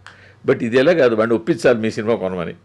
ఇవేం ఒప్పిస్తానండి సార్, ఇప్పుడు పూర్వకాలం మీకు మేము మొదటి సినిమా తీసే రోజుల్లో డిస్ట్రిబ్యూషన్ లక్ష్మీ ఫిలిమ్స్, నవయుగ ఫిలిమ్స్ అట్లా ఉండేయండి. నేను వచ్చిన టైంలో నాదే యాక్చువల్గా ఫస్ట్ సినిమా, జిల్లాల వారి అమ్మిన సినిమా కోతల రేడు ఫస్ట్ సినిమా. అన్ని జిల్లాలు క్లోజ్ చేసిన మొదటి సినిమా కూడా తెలుగు సినిమాల్లో నాదే అనుకుంటున్నాను నేను. టోటల్ జిల్లాలన్నీ అమ్మేసిన సినిమా, అందులో చిరంజీవి ఫస్ట్ సినిమా, హీరోగా ఫస్ట్ సినిమా ఆయనకి. అది అన్ని జిల్లాలు క్లోజ్ చేసామండి. సో జిల్లాలు కొనటం అనేది మొదలైంది. కొనటం అయితే జిల్లాలు క్రేజీగా కొనటం వేరు, వీళ్ళు బతిమాలటం. మీరు ఇప్పుడు ఎట్టనే ఒప్పిస్తారు. ఆ రోజుల్లో కూడా నేను అద్భుతమైన సినిమా తీశానండి తీసుకోండి అని చెప్పి శంకరాభరణం లాంటి సినిమాకి అడుక్కోవాల్సింది వచ్చింది, ఇంకా చాలా సినిమాలకు అడుక్కోవాల్సి వచ్చింది. మన శ్యాంప్రసాద్ రెడ్డి గారు అరుంధతి సినిమా, ఆయన అంత గొప్ప సినిమా తీసి అంత బ్లాక్ చేసి అది తీసుకోమన్నా సరే ఆయన అదృష్టం, ఆయన ఓన్ రిలీజ్ చేసి చాలా ఆయన మంచి ప్రాఫిట్ వచ్చింది, ప్రమాణమైన ప్రాఫిట్ వచ్చింది, చాలా మామూలు ప్రాఫిట్ రాదు. ఆయన కాస్ట్ ఇస్తా అన్న సినిమా అది బయ్యర్లకి. అవును, అలాంటి సినిమా. సంక్రమణ కూడా అంతే కదా. అంటే కాస్ట్ అంటే ప్రాబ్లం ఏంటంటే ఆ రోజున ఆ సినిమా 9 కోట్లు అయిందండి. 9 కోట్లు అంటే 9 కోట్లకి కొనేవాడు ఉంటాడు, ఎలా ఉంటాడు? ఆ రోజు ఆ సినిమా కాస్ట్ 3 కోట్లు 4 కోట్లు మించి ఉండకూడదు. సో 9 కోట్లని 9 కోట్లు ఇస్తానికి అప్పటికి పాపం ఒకళ్ళిద్దరు రెడీ అయ్యారు. ఈయన ఏదో చిన్న తేడాల్లో పోయింది. ఈయన అదృష్టం బాగుండి ఈయనకి 60 కోట్లు 70 కోట్లు వచ్చింది. కానీ సో రకరకాల సమస్యలు ఒక్కొక్క సినిమా టైంలో ఒక్కొక్క కథ చెప్పుకుంటూ పోవచ్చు మనం. కానీ ఆ ఒక్క సినిమా తర్వాత అంత ప్రాఫిట్ వచ్చినా ఇండస్ట్రీలోనే ఆయన ఉన్నా, ఆయనకి ఇండస్ట్రీలో మొత్తం అందరితోటి పరిచయాలు సాన్నిహిత్యాలు ఉన్నా మళ్ళీ సినిమా తీయలే ఆయన. అంటే అది ఎంత బెటర్ ఎక్స్పీరియన్స్ ఇచ్చి ఉంటుందో అనుకుంటాను నేను. అదేం బెటర్ ఎక్స్పీరియన్స్ కాదండి. అంటే బెటర్ ఎక్స్పీరియన్స్ అంటే కాదు, ఇవన్నీ సరే డబ్బులు వచ్చేసే అవన్నీ వచ్చాయి, బట్ ఆ ఫేజ్లో ఆయన ఎంత ఇదే అయ్యి ఉంటారు. అందువల్లే కదా శ్యాంప్రసాద్ రెడ్డి దగ్గర తెలుసుకోవాల్సి, ఇందాక చెప్పాను ప్యాషన్తో సినిమా తీసేవాళ్ళని. శ్యాంప్రసాద్ రెడ్డి ప్యాషన్ అండి అది. అతను అసలు అమ్మోరు తీశాడు ఫస్ట్. అమ్మోరు 2 సార్లు తీశాడు. ఒకసారి తీసి ఆల్మోస్ట్ తగలెట్టి మళ్ళీ మొత్తం తీశాడు ఆర్టిస్టులు మార్చి. అది ఇంద్ర కదా అది ఏదో సినిమా 5 సంవత్సరాలు చిరంజీవి గారితో 5 ఏళ్ళు తీశాడు. అది తీసి మొత్తానికి మొత్తం పోయిందండి. ఈ సినిమా తీసేటప్పటికి అతని దగ్గర రూపాయి లేదు. అష్ట కష్టాల్లో ఇతను తీస్తా దీన్ని 3 సార్లు తీశాడు. అరుంధతిని కూడా 3 సార్లు తీశాడు. లేదా 9 కోట్లు అవ్వాల్సిన అవసరం లేదు. ఆ అమ్మాయి వచ్చి ప్రాక్టికల్గా ఆల్మోస్ట్ కొత్త అమ్మాయి, పెద్ద రెమ్యునరేషన్ లేదు ఆ అమ్మాయికి. సో దాన్ని అన్నేళ్ళు తీశాడు, బ్రహ్మాండంగా తీశాడు. 3 సార్లు తీసుకున్నాడు. తను నచ్చేదాకా సినిమా తీస్తా అన్నాడు. ఆడేదాకా తీశాడు సినిమా, ఆడిచ్చాడు. సో దట్ ఈస్ ప్యాషన్ అండి. ఇవాళ మనం ఏం చేస్తామండి, అటువంటి సినిమా వస్తే ఓటీటీ వాడు కొంటే చాలు, నాకు ఓటీటీ వాడు కమిటెడ్ గారు తీసిపోయి బయట పెడతాను, నాకు నచ్చేదట్టు నేను తీయట్లా. That was the commitment of Shyamprasad Reddy అండి. సో ఈ మేడ్ మనీ. అదే కమిట్మెంట్తో మరి అంతకుముందు సినిమా కూడా తీశాడు, చిరంజీవి గారి సినిమా ఆడలా. మరి అదే కమిట్మెంట్తో అమ్మోరు తీశాడు, సెన్సేషనల్ హిట్ అయింది. చాలా అంటే ప్యాషన్ కమిట్మెంట్ ఉన్నంత లోపల సక్సెస్ వస్తుందని కూడా గ్యారంటీ లేదు. బట్ వచ్చే ఛాన్సెస్ 80%. ఆయన లెక్క ప్రకారం 2/3 ఉన్నాయి, 1/3 లేవు. 3 సినిమాలు 2 సూపర్ హిట్లు కాబట్టి. అంటే ఆయనేనండి మొదట సినిమాలు తీసినప్పుడు అండి ఫస్ట్ టైం వచ్చాడు సినిమాకి. ఇది రాజశేఖర్తో చేశాడు ఒకటి, అంకుశం కంటే ముందు ఇంకోటి ఉంది, ఆవేశం. అంకుశం తర్వాత ఆవేశం అనుకుంటాను. సో ఫస్ట్ సినిమా ఆ రోజుల్లో 13 లక్షలకు 11 లక్షలకు తీశానండి సినిమా. మేము అప్పటికి ఛాంపియన్లో, చిన్న సినిమాలు తీయటంలో ఛాంపియన్లో నేను, పోకూరు బాబురావు గారు, మహేంద్ర గారు. సో మాకు కొత్త విద్య నేర్పించే లెవెల్లో వచ్చి తీశాడు అతను కొత్తగా వచ్చినప్పుడు. సో అటు చిన్న సినిమా తక్కువ బడ్జెట్లో చేయటానికి కూడా నేర్పించాడు. సెన్సేషనల్ సినిమా తీశాడు, అది సూపర్ డూపర్ హిట్ అయింది రాజశేఖర్తో రాయకోట. ఆ తర్వాత 2 సినిమాలు, దాని తర్వాత అంకుశం సూపర్ హిట్ అయిన తర్వాత ఇంకోటి సూపర్ హిట్ అయింది. 3 సినిమాలు కంటిన్యూస్. యాక్చువల్గా చెప్పాలంటే వాళ్ళ ఫాదరు మంచి సినిమాలు అన్నీ తీశారు కానీ హిట్లు కొట్టలేపారు. అట్లా ఇతను కంటిన్యూస్గా హిట్లు కొట్టి, ఆయన స్టార్ట్ చేసిన దగ్గర నుంచి కంటిన్యూ హిట్లు కొట్టాడు ఆయన. ఆ తర్వాత అమ్మోరు దగ్గరికి వచ్చినాక మరి ఎంత బడ్జెట్లో తీసి చిన్న సినిమా తీయటం చూపించిన అదే శ్యాంప్రసాద్ రెడ్డి. ఇది వచ్చేటప్పటికి అమ్మోరు వచ్చేటప్పటికి తనకి నచ్చేదాకా తీయటానికి 3 సార్లు 4 సార్లు తీశాడు. డబ్బు ఖర్చు పెడతాము, రూపాయి ఖర్చు పెడతానికి కూడా ఇష్టపడినోడు రూపాయలు ఖర్చు పెట్టి అమ్మోరు తీసి సెన్సేషనల్ హిట్ ఇచ్చాడు. ఎప్పుడైతే పులి రక్తం రుచి మరిగినట్టు చిరంజీవి గారి సినిమాలో అట్టకి తీశాడు. నా ఉద్దేశంలో అమ్మోరు కాస్ట్ ఆఫ్ ప్రొడక్షన్ ఎంత అయిందో అన్నపూర్ణ స్టూడియోకి ఆ ఫ్లోర్ బిల్ అంత అయ్యి ఉంటుంది ఆయనకి. చిరంజీవి గారి సినిమా 5 ఏళ్ళు 5 ఏళ్ళు ఆ ఫ్లోర్లో సెట్ అట్టాగే ఉంచాడు. 5 ఏళ్ళు ఉంచారు, 5 ఏళ్ళు సెట్ ఉంచారు. అంజీకి 5 ఏళ్ళు సెట్ ఉంచి ఉంటుంది. అంటే ఆ రోజులు ఎంత అయ్యి ఉంటుందో. అదే చెప్తున్నా, అమ్మోరు సినిమా కాస్ట్ వచ్చి ఉంటుంది అక్కడ. అంటే 9 కోట్లు.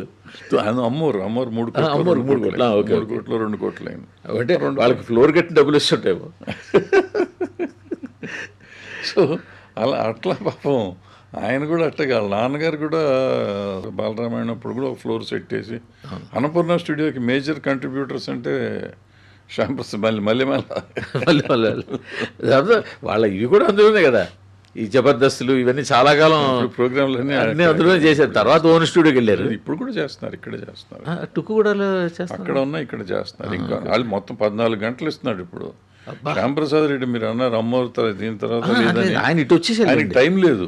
ఆయనకి ఇంకోటి ఆలోచిస్తాను, టైం ఉందా, డబ్బులు ఉన్నాయి కానీ సార్ ఒకసారి మేకప్ వేసుకున్న వాళ్ళు, ఒకసారి సినిమా ప్రొడక్షన్ చేసిన వాళ్ళు ఏదో బాధపడి, ఇప్పుడు మీరున్నారు ఇప్పుడు ఈ వయసులో మీరు ఎందుకు చేశారు? ఖాళీగా ఉన్నాం కాబట్టి, ఆయన ఖాళీగా లేడు. ఖాళీగా ఉన్నాను కదా సార్, కాదు. అవుతుందంటే మనసు ఇంకా ఆయనకి లాక్కుండా ఉంటుందని నేను అనుకోను, కానీ వాళ్ళ ఈటీవీకి ఆయన ఇచ్చే కంటెంట్కి టైం ఉండదండి అసలు. 1000 మంది దగ్గర పనిచేస్తున్నారు, 400 మంది 500 మంది డైరెక్ట్గా పనిచేస్తున్నారు, 1000 మంది ఇండైరెక్ట్గా పనిచేస్తున్నారు. దాని మీద ఒక వ్యవస్థ నడుస్తుంది ఆయన దగ్గర. ఆ వ్యవస్థను రన్ చేస్తా ఆయన ఇప్పుడు వచ్చి సినిమా తీస్తానికి అసలు కాన్సన్ట్రేట్ చేయలేడు. అతను కథ కూడా ఆలోచించే టైం లేదు, ఆలోచించలేడు, అందుకని రావట్లా. వింటాడు, ఇప్పటికీ చేద్దామని కోరిక ఉన్నట్టుండదు, అప్పుడప్పుడు కథ వింటాడు, ఏ భలేగా ఉంది అనుకుంటాడు, మర్నాటి టైం ఉండదు, మర్చిపోతాడు, జబర్దస్త్ కథ ఇంకో కథ చూసుకుంటూ పోతాడు. సో అదే అండి ప్యాషన్ అంటే, అది ప్యాషను. అలాంటి ప్యాషన్ ఉన్నవాళ్ళు అప్పట్లో ఈవెన్ దిల్ రాజు అటువంటి ప్యాషన్ ఉండేది, ఆయన పోయింది. ఎంఎస్ రాజు గారు అంత ప్యాషన్ ఉండేది, ఆయనకి పోయింది. ప్యాషన్ లేని వాళ్ళు కదా ఆ రోజుల్లో. అంటే ప్యాషన్ పోయిందంటారా? ప్యాషన్ పోయిందో లేకపోతే వయసుతో పాటు ఇది పోయిందో తెలియదు. జడ్జిమెంట్ పోయిందంటారా? జడ్జిమెంట్ పోయి ఉండొచ్చు అండి, లేదంటే మనం మనీ మేకింగ్ మెషిన్ అయిపోయినాక ప్యాషన్ తగ్గుతుందండి. సినిమా వృత్తిగా ఒకటి ప్రవృత్తిగా ఒకటి చేయటం వేరు, ప్రవృత్తిగా చేయటం వేరు, వృత్తిగా చేయటం వేరు అయిపోతుంది కదా. సో నేను సినిమా తీయటానికి దీంతో తీస్తాను, నా కళను సాకారం చేసుకుంటాను తీస్తాను. ఇక్కడ కళను సాకారం కాదు, నేను డబ్బు చేస్తాను, ప్రింటింగ్ మెషిన్ చేస్తానికి వచ్చాను. సో ఎప్పుడైతే ఈయన ఒక మంచి సినిమాలు తీసి దిల్ రాజు గారు కానీ లేదా ఒక డిఫరెంట్ కైండ్ ఆఫ్ ఫిల్మ్స్ తీసి ఎంఎస్ రాజు గారు చేసినాక దీన్ని మనం ప్రింటింగ్ మెషిన్ చేద్దామనే ప్రయత్నంలోకి మారితే సక్సెస్లు వస్తాయి, ఫెయిల్యూర్లు వస్తాయి, నడుస్తూ ఉంటుంది. అప్పటికి ఇప్పటికీ చేంజెస్ ఓన్లీ ప్రొడక్షన్ వరకు టెక్నికల్గా మారింది. పబ్లిసిటీ చూస్తుంటే అసలు మీకు అది ఏమిటో తెలియని అంతుబాటుగా మారింది. ఎవరికి అర్థం కాదండి. సక్సెస్ వచ్చినప్పుడు నేనే చేశానంటే ఇప్పుడు ఈ పబ్లిసిటీలో మార్పు వచ్చిందండి. హృదయకాలయం అని ఒక సినిమా వచ్చిందండి, వాళ్ళు ఎవరో తెలీదు, వాళ్ళ ఆర్టిస్టులు తెలీదు, ఎవరో తెలియదు అసలు. అప్పటికి ఇంకా సోషల్ మీడియా పెద్దగా రాలేదు, అప్పుడే ఫేస్బుక్ వచ్చి ఉంది. ఆ టైంలో నాకు మహేష్ కత్తి ఒకరోజు అక్కడ క్లబ్లో ఒక మనిషిని పరిచయం చేసి, సార్ హృదయకాలయం అనే సినిమా సార్. నాకు అసలు హృదయకాలయం అనే మనకి పేపర్లో వచ్చింది, టీవీలో వచ్చింది తప్ప మిగిలినవి తెలియదు కదా. చాలా ఇదండి, వైరల్ అయిపోయిందండి, 5 మిలియన్ అండి అన్నాడు. 5 మిలియన్ ఏంటో తెలియదు నాకు, వైరల్ ఏంటో తెలియదు, ఎక్కడ ఏంటి నీ గోల్ ఏంటన్నా. ఇది ఫేస్బుక్లో చించేస్తాను సార్, యూట్యూబ్లో అది అవుతుంది ఇది అవుతుంది అంటే అప్పుడు ఐ స్టార్టెడ్ ఫేస్బుక్ కానీ యూట్యూబ్ కానీ. దాని తర్వాతే నేను యూట్యూబ్లో తర్వాత నేను ఛానల్ పెట్టాను. సో ఒక కొత్త టైప్ ఆఫ్ ప్రమోషన్ మొదలెట్టింది హృదయకాలయం అండి. వాళ్ళ ఇండస్ట్రీకి మార్పు తెచ్చింది హృదయకాలయం. సో ఆ హృదయకాలయం అనే సినిమా ఈ ప్రమోషన్ చేయకుండా సినిమా రిలీజ్ చేసి ఉంటే యాక్చువల్గా ఒక షో కాదు, ఇప్పుడు నో షో అప్పుడు పడి ఉండాలి. అది అట్లా కాదు, అసలు పడి నేనే 4 సార్లు చూసా సినిమా. అసలు విపరీతమైన ఇది వచ్చింది. ఆ తర్వాత దాన్ని తీసుకుని వాళ్ళు ఇప్పుడు దాన్ని రకరకాలుగా అందరూ మార్చుకుంటూ వచ్చారు. సో దాని అడ్వాంటేజెస్ ఉన్నాయి, ఉన్న అడ్వాంటేజ్ని వాడుకుంటే ఇప్పుడైతే ఇన్స్టాలు వీటిల్లో వచ్చి ఇన్ఫ్లుయెన్షర్లు అని అదని ఇదని ఒక 100 రకాలు వచ్చినాయి. వాళ్ళందరినీ మనం ఎలా చేసుకోవాలి, ఏం చేసుకోవాలి. ఇప్పుడు అందరూ ఒక సాఫ్ట్వేర్ కంపెనీ పెట్టుకుంటే, ఇందాక అడిగారు కదా మీకు ఏమన్నా అర్థమైందా అని. నాకు అర్థమైంది ఏంటంటే ప్రతి ప్రొడ్యూసర్ ఒక చిన్న సాఫ్ట్వేర్ కంపెనీ పెట్టుకుని 100 మందిని పెట్టుకుని ఇన్స్టాల్లో 100 మీరు చెప్పిన లక్షలు రీల్సో మైమ్సో ఇంకోటో చేసేటట్టుంటే ప్రమోట్ అవుతుంది. మీరు అందుకనే ప్రతి కంపెనీ కూడా ఒక డిజిటల్ టీం మెయింటైన్ చేస్తుంది. ఇప్పుడు డిజిటల్ టీం కూడా చాలదండి. డిజిటల్ టీం అంటే వాళ్ళు ఒక పర్మనెంట్ డిజిటల్ పర్మనెంట్ వింగ్ కావాలి. ఇప్పుడు గీతాకి డిజిటల్ మనిషి ఉన్నారు, మన సితార హారికృష్ణ డిజిటల్ చూసేవాళ్ళు ఉన్నారు, మైత్రికి డిజిటల్ టీం ఉంది, అందరికీ డిజిటల్ టీమ్స్ ఉన్నాయి కదా. వాళ్ళు కూడా చాలు, ఇంకా పెరగాలి.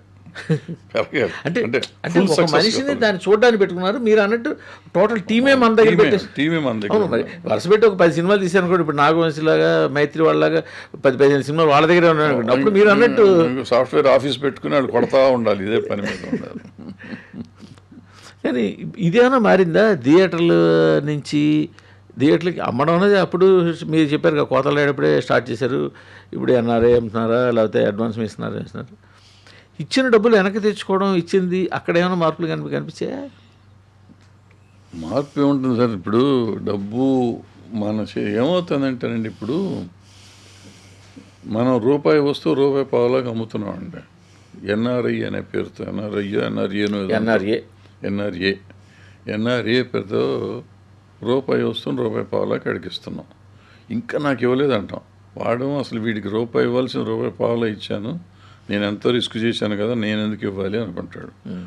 అవి ఎప్పటికి వస్తుందండి? లాటరీ తగిలినట్టు సంవత్సరానికి 2 సంవత్సరాలకు ఒక సినిమా తగులుతుంది ఆడికి. ఆడి మధ్యలో ఒక 10 సినిమాలు పోగొట్టుకుని ఉంటాడు. ఈ ఒక సినిమా వచ్చినాక మనసు ఒప్పదు, లేకపోతే పాత అప్పులు వాళ్ళు తీర్చుకుంటారు, డబ్బులు ఉండవు ఇస్తానికి, రావు.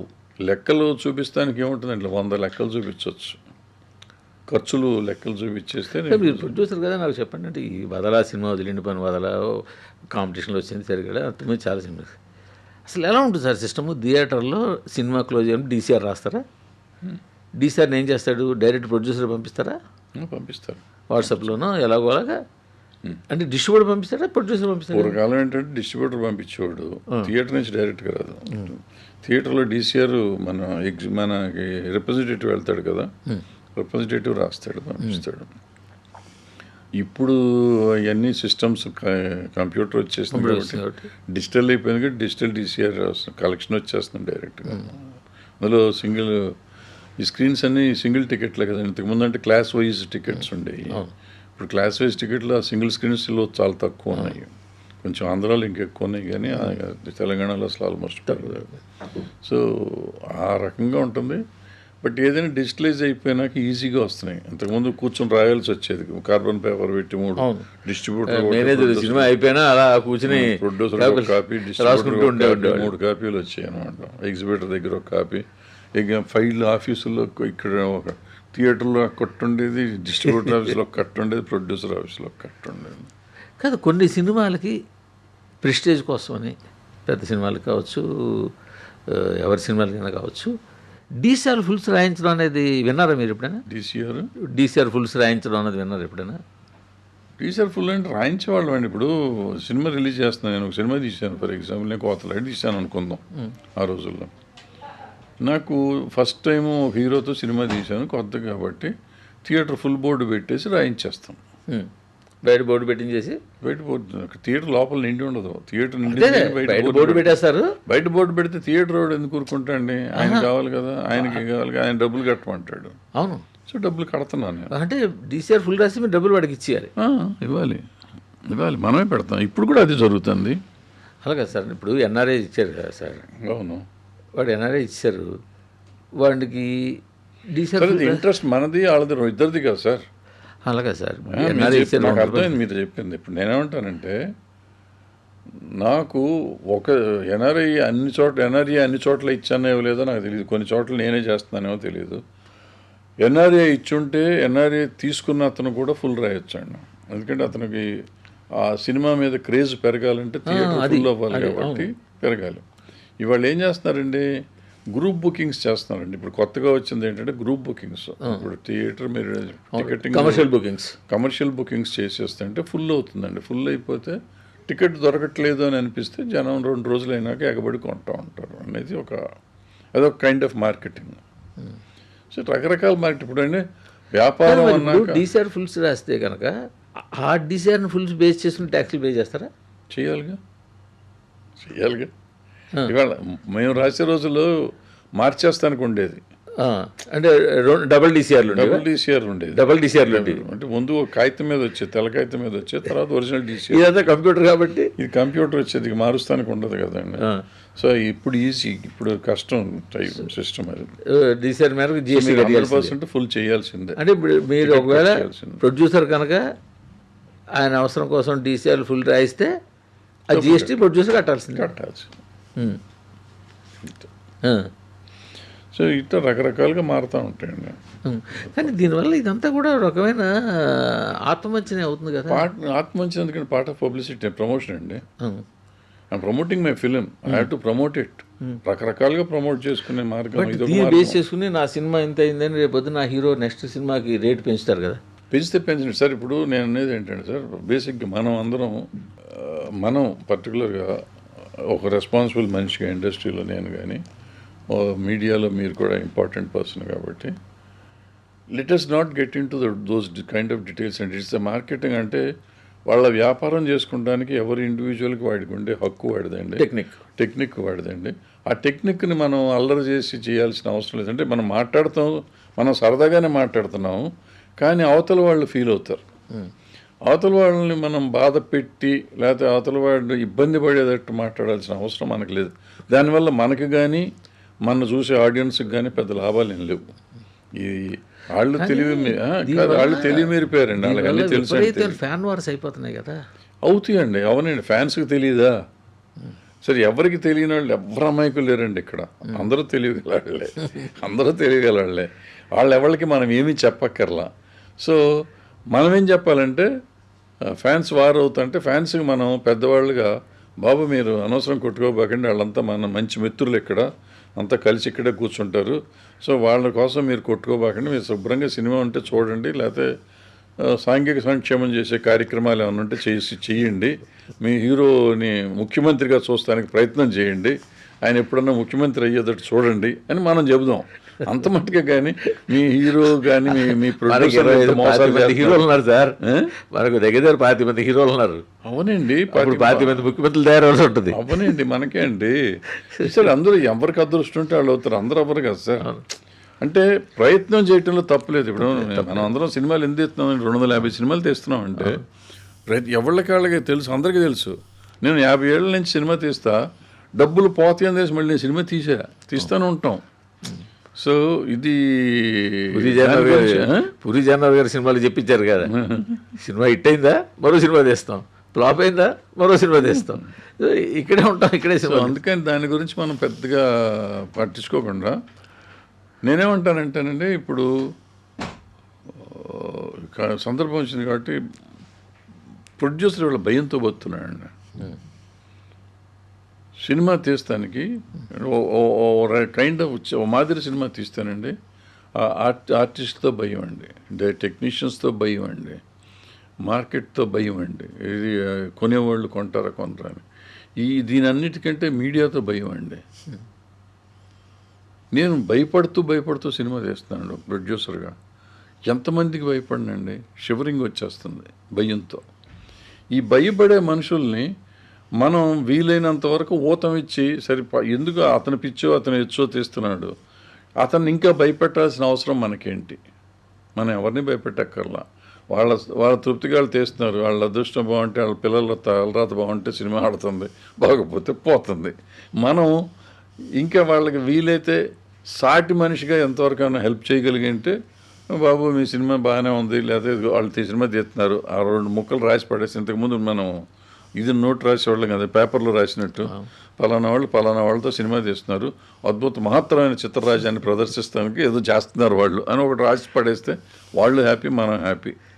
సో ఇప్పుడు ఏమవుతుందంటే, మనం ఆ సినిమాని గురించి ఏదైనా రాసామనుకోండి, తప్పుగానో ఒప్పుగానో, లేకపోతే ఆ సినిమా అంటున్నారు, 2 రకాలు అవుతున్నాయండి. ఒకటి ఏంటంటే మనం దాన్ని సాబటేజ్ చేస్తున్నాం అంటారు, లేకపోతే మనం డబ్బులు తీసుకున్నాం అంటారు.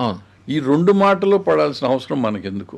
మనకి ఇవాళ అండి ఈ ఛానళ్ళు కానీ లేకపోతే ఏదైనా కానీ, ఇంతకుముందు టీవీ ఛానళ్ళు అనుకోండి, ఇప్పుడు సోషల్ మీడియా ఛానల్స్ అనుకోండి, వీటి మీద వాళ్ళతో బతకదు అండి. నెగిటివిటీతో బతకదు, పాజిటివ్గా ఉంటే బెటర్ అవుతుంది తప్ప ఉండదు. నెగిటివిటీ మనం చేసినందువల్ల మనకు వచ్చేది ఏం లేదు.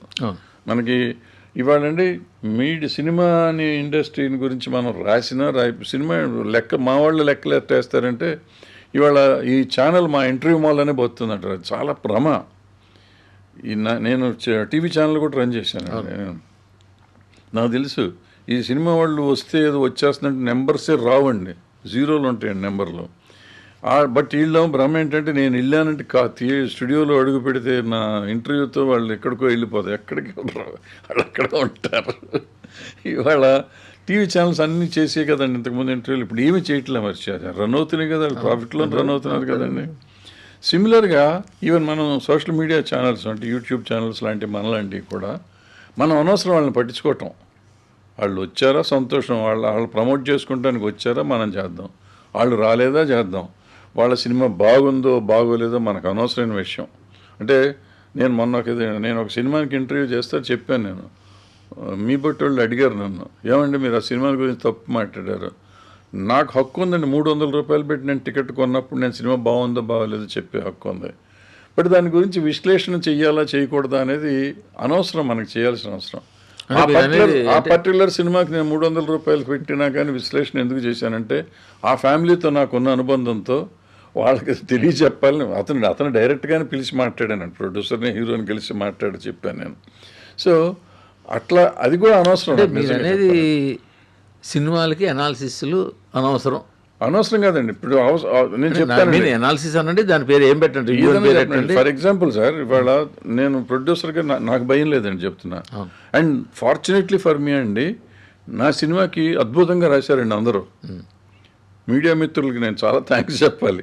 వీళ్ళకి చూసి అంతా భయపడతా ఉంటారు కదండి. నేను ఎవరిని ఏం కలిసి ఏం అడగలేదు, ఏం మాట్లాడలేదండి. అందరూ సినిమా బాగుందని రాశారండి. మరి టికెట్ అయితే తగలేదండి, ఓపెనింగ్ అయితే రాలేదండి, ముందు రోజే రాశారండి పాపం. వాళ్ళ రివ్యూ చూసి వస్తారంట. రివ్యూలు చూసినాక నాకు అనిపించింది రెండో రోజు శనివారం నిండుతుందేమో, ఆదివారం నిండటం కాదు, 10% అని వస్తాను, ఒక్కటి రాలేదండి. సో రివ్యూలతోనే నడుస్తుంది అనుకునేది అబద్ధం అనేది నేను నమ్మేది నిజమే అనిపించిందండి. సో ఈ అన్ని నిజాలు మనకు తెలిసి ఇంకా వాటిని గురించి మనం మాట్లాడుతాం అవసరం. కొంతమంది దీంతోనే బతుకుదాం అనుకున్న వాళ్ళు బతుకుతారు పాపం, వాళ్ళ గురించి మనం అక్కర్లా. ఇవన్నీ ఒక ఎస్టాబ్లిష్మెంట్ అయిపోయిన కంపెనీస్ అనేది. వీటిల్లో సాధ్యమైనంత వరకు సినిమాని గురించి కాంట్రవర్సీ కానీ సినిమాల గురించి ఇంకోటి కానీ మాట్లాడకుండా ఉంటే చాలా మంచిది, అందరికీ మంచి. అంటే మనకేంటంటే రిలేషన్షిప్ వాళ్ళతో, మనకి వాళ్ళు బాగుంటే మనం బాగుంటాం, మనం బాగుంటే బాగుంటారు. ఊరు మంచిదైతే నోరు మంచిదైతే ఊరు మంచిది అంటారు. మనం అంతే ఉంటే అంటే ముట్టినట్టుంటే ఉంటుంది. మనం ఇప్పుడు ఇందాక మనం మాట్లాడుతున్నాం, ఇట్స్ ఒక ఆరోగ్యకరమైన చర్చే కాబట్టి గతం నుంచి ఇప్పుడు దాకా ఏం జరిగిందని చెప్తుంటా వచ్చాం, అది తప్పులేదు. బట్ ఇవాళ ఇక్కడి నుంచి మనం ముందుకెళ్ళి ఈ తరం వాళ్ళు ఏం చేస్తున్నారు, మనం ఇవన్నీ అనవసరమైన చర్చ అవుతుంది అనేది నా పాయింట్. అంటే నేను అనేది, కానీ ఇప్పుడు మారుతున్న ట్రెండ్ అనేది ఒకటి ఉంటుంది కదా. అవును. ఇప్పుడు ఒకళ్ళు చూసి ఒకళ్ళు ఇప్పుడు నా వరకే చూసుకుంటే సినిమా రివ్యూలు, వీడియో రివ్యూలు స్టార్ట్ చేసినప్పుడు సోమవారం చెప్పడం మొదలుపెట్టాను. అవును. శుక్రవారం సినిమా లేదు. సో మీరు అన్నట్టు కొంతమంది వెంటనే పెట్టి వాళ్ళు ఉన్నారు, ఎస్టాబ్లిష్డ్ వాళ్ళు కూడా వెంటనే పెట్టమంటే, సరే ఇలా కాదు ఆదివారం సాయంత్రం పెడదాం, ఆదివారం సాయంత్రం 6ంటికి అని చెప్పి, ఎందుకంటే శుక్ర శని ఆది అయిపోతున్నాను, ఆదివారం సాయంత్రం 6కి పెడుతున్నాడు. సరే ఎలా చెప్పినా కామెంట్ చేసేవాడు ఉంటారు, ఏరా ఇంతవరకు చెప్పలేదు, నీకు ఏ పేమెంట్ రాలేదా, ఇంతవరకు చెప్పలేదు, ఏరా ఇంతవరకు చెప్పలేదు, ఇలాగా. సరే అయిపోయింది. ఇలా కాదు అని చెప్పి మెల్లి శనివారంకి వచ్చా. అరే థియేటర్ ఐమాక్స్లో సినిమా చూసి ఇంటికి వచ్చేసరికి 1 అవర్ పడితే దాని గురించి ఆక్లిం చేసుకుని మళ్ళీ కూర్చొని మరో 1 అవర్ 2 అవర్స్ 2.5 అవర్స్ పట్టిందంటే ఆ టైంకి రివ్యూలు ఉంటున్నాయి. అంటే ఇంకేం చేయాలా? ట్రెండ్ ఫాలో అంటే వాళ్ళు చేస్తున్నారు కాబట్టి నువ్వు చేస్తున్నావు వాళ్ళు చేస్తున్నారు కాదు. ఇప్పుడు ఒక ట్రెండ్ అనేది వచ్చేసిన తర్వాత ఇంక దాన్ని మోసలో కొట్టుకుపోయే పరిస్థితి వచ్చేసింది ఇవాళ. అంటే అదేనండి, గొర్రెదాటు ప్రయాణం అనేది అనవసరం. అవసరం లేని ప్రయాణం, దానివల్ల వచ్చే. నేనైతే మాత్రం ఇందాక మీరు చెప్పింది, నేనైతే చాలాసార్లు చెప్పానండి. యాజ్ ఎ రివ్యూర్ నేను ఎప్పటి నుంచి ప్రింట్ మీడియాలో నేను 87 నుంచి రివ్యూలు రాస్తూనే ఉన్నాను. 87 నుంచి ఆంధ్రలో ఉన్నప్పుడు రివ్యూలు రాశాను, ఆంధ్ర వెన్నెల్లో రివ్యూలు రాశాను. 2010 నుంచి ఇప్పటికీ టుడే దాకా స్వాతిలో రివ్యూలు రాస్తున్నాను. తర్వాత రివ్యూలు చెప్పడం అనేది రీసెంట్గా ఒక 2 ఏళ్ళు మొదలుపెట్టాను. అయితే నా అనుభవంతో చెప్తాను సార్, సినిమా బాగుంటే రివ్యూవర్లంతా గేటుకు అడ్డుగా నిలబడి ఈ సినిమా బాగాలేదని చెప్పినా వాళ్ళ మీద నుంచి దూకుంటూ లోపలికి వెళ్ళి సినిమా చూస్తారు సార్. చూపించి మనం దేవరా ప్రూవ్ చేసింది పేర్లు అంటే తెలిసిన సినిమా నెగిటివ్ గా ఉన్నా కానీ వెళ్ళి కదా. సినిమా బాగాలేకపోతే అందరూ కలిసి లైన్ వచ్చిన హారతి పల్లెలు పెట్టి నీ సినిమా బాగుందని చెప్పినా కూడా చూడరు. ఇది ఎక్స్పీరియన్స్తో నేను గత దాదాపు 15 ఏళ్ళు బట్టి వెబ్ మీడియా కూడా చూస్తున్నాను కాబట్టి నేను అక్కడ రకరకాల వెబ్ మీడియా చూస్తున్నాను కాబట్టి సాయి కోరపాటి తీసిన మోహన్ లాల్తో తీసిన సినిమా ఉంది కదా మనమంతా, అద్భుతమైన రేటింగ్లు వచ్చాయి. ఆయనకి దగ్గర నాకు తెలిసి 7-8 కోట్లు 9 కోట్లు ఎంతో మొత్తానికి లాస్ట్. ఆ మధ్యన ఒక అంతవరకు వెళ్ళిపోక లాస్ట్ 1 ఇయర్లోనే చాలా సినిమాలకు మంచి రేటింగ్లు వచ్చిన దానికి ఆడిన సినిమాలనే, రేటింగ్లు రాని వాటికి ఆడిన సినిమాలు ఉన్నాయి, 2 ఉన్నాయి. ఇంకా సంగతి ఏంటంటే థియేటర్లో ఇంకో కొత్త ట్రెండ్ ఇది. థియేటర్లో బాగా ఆడిన సినిమా ఓటీటీలోకి వచ్చిన తర్వాత సోషల్ మీడియాలో తిట్లు తిన్న సినిమాలు ఉన్నాయి. మీరు అది గమనించలేదు? చాలా ఉన్నాయి. అరే ఇది ఎలా ఆడిద్దిరా సినిమా, ఇది ఎవడరా చూసింది, ఇది ఇలా తిట్టిన సినిమాలు ఉన్నాయి. అలాగే థియేటర్లో ఆడని ఫర్ ఎగ్జాంపుల్ మన అవార్డు వచ్చిన 35 సినిమా కావచ్చు, మన కార్తీక్ సత్యం, ఇవన్నీ ఓటీటీలోకి వచ్చాక బ్రహ్మరథం పెట్టి మోసారు. నిన్న రావు బహదూర్ అనే సినిమా వచ్చింది. సో అద్భుతమైన సినిమా అది. నేను అసలు చాలా రేర్గా 100% పాజిటివ్ రివ్యూలు ఇస్తాం, ఎందుకంటే మనకు అన్నీ నచ్చుతాయని లేదు.